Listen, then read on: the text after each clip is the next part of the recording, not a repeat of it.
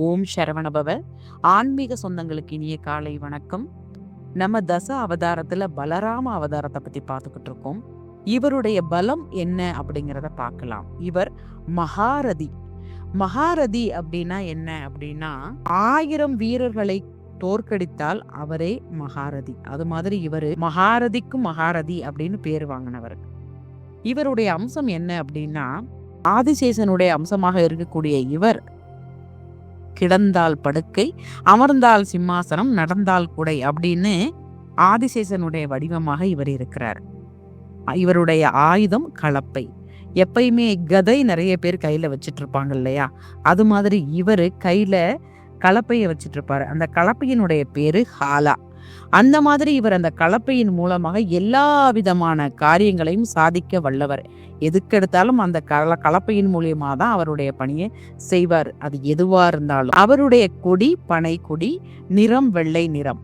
பாரதத்துல துரியோதனனுக்கும் பீமனுக்கும் இவர் தான் குருவாக இருந்திருக்காரு. அப்படியாப்பட்ட மகாரதி இவர். எப்படி இவர் மகாரதின்னு சொல்றாங்க அப்படிங்கிறத கதையை நம்ம பார்க்கலாம். நிறைய விஷயங்கள்ல பலராமனை பத்தி நமக்கு நிறைய விஷயங்கள் தெரியாமையே இருந்திருக்கு.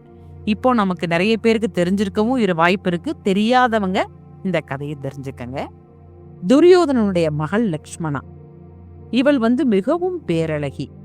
இவளை எல்லா நாட்டு அரசர்களும் திருமணம் பண்றதுக்கு ஆயத்தமா இருந்தாங்க. எப்படா துரியோதனன் சுயம்பரம் வைப்பாரு, அந்த நேரத்துல நம்ம போய் கலந்துக்கிட்டு லக்ஷ்மணாவை திருமணம் பண்ணிட்டு வரலாம் அப்படிங்கிறதுல எல்லா மன்னர்களும் ஆர்வமாக இருந்தாங்க. அப்படியாப்பட்ட ஒரு நாளை துரியோதனனும் குறிச்சார். இன்னைக்கு என்னுடைய மகளுக்கு சுயம்பரம் அப்படின்னு ஒரு நாளையும் குறிச்சார். எல்லா நாட்டு மன்னர்களும் அங்க வந்திருந்தாங்க. அவளுடைய அழகுல அவ்வளவு மயங்கி நின்றுட்டு இருக்காங்க. அந்த நேரத்துல சாம்பன் அப்படின்னு ஒருத்தன் வரான். அவன் யாருன்னா வசுதேவ கிருஷ்ணருக்கும் ஜாம்பவதிக்கும் பிறந்த மகன் தான் சாம்பவன்.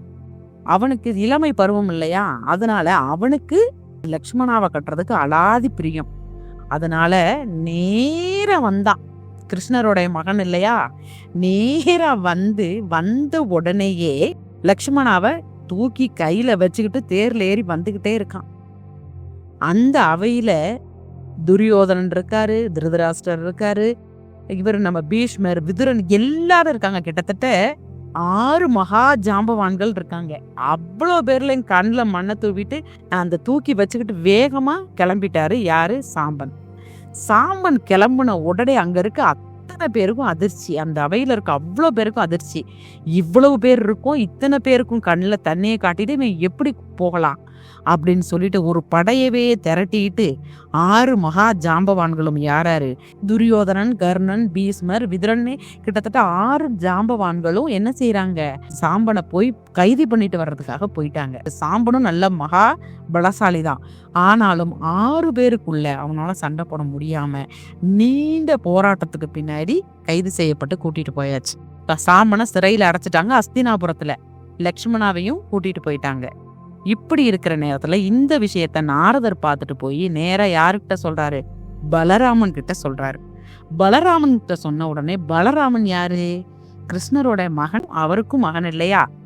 கிருஷ்ணருடைய மகன், அவருக்கும் மகன். ஏன்னா தம்பியினுடைய மகன். அதனால என்ன பண்றாரு பலராமன்? 1000 பிராமணர்களை கூப்பிட்டுட்டு அஸ்தினாபுரத்துக்கு போறாரு. எதுக்காகனா பெண் கேட்கறதுக்காக போறாரு. சரி, இவர் கைது பண்ணிட்டு போயிட்டாங்க, இதெல்லாம் நடந்தது இருக்கட்டும், நம்ம போய் முறைப்படி பெண் கேட்டு நம்ம மகனுக்கு கல்யாணம் பண்ணி கொடுக்கலாம், சாம்பனுக்கு தம்பி மகனுக்கு கல்யாணம் பண்ணி கொடுக்கலான்னு இவர் போறாரு. ஆனா போன இடத்துல துரியோதனன் பலராமன் மேல ரொம்ப பிரியம். ஏன்னா குருவா இருந்தவர் இல்லையா, அதனால ரொம்ப பிரியம். அவர் வெளியில கிட்டத்தட்ட பீஷ்மரோட அவரை வரவேற்கிறாங்க. வரவேற்கும் போது இவர் அழகா இருக்கார். யாரு? நம்ம பலராமன். நல்ல வெள்ளை நிறத்துல இருக்கக்கூடியவர், கையில கலப்பை வச்சுட்டு கிட்டத்தட்ட 1000 பிராமணர்களோட பார்க்கும்போது எப்படி இருந்ததுன்னா, எண்ணற்ற நட்சத்திரங்களுக்கு நடுவுல ஒரு நிலவு இருந்தா எப்படி இருக்கும், அது மாதிரி இருந்தாராம் பலராமன். அவ்வளவு அழகா பெண் கேட்கறதுக்காக வந்திருக்காரு. துரியோதனன் பெண் கொடுத்தாரா இல்லையா என்பதை நாளை பார்க்கலாம். வெற்றிவேல் முருகனுக்கு அரோகரா.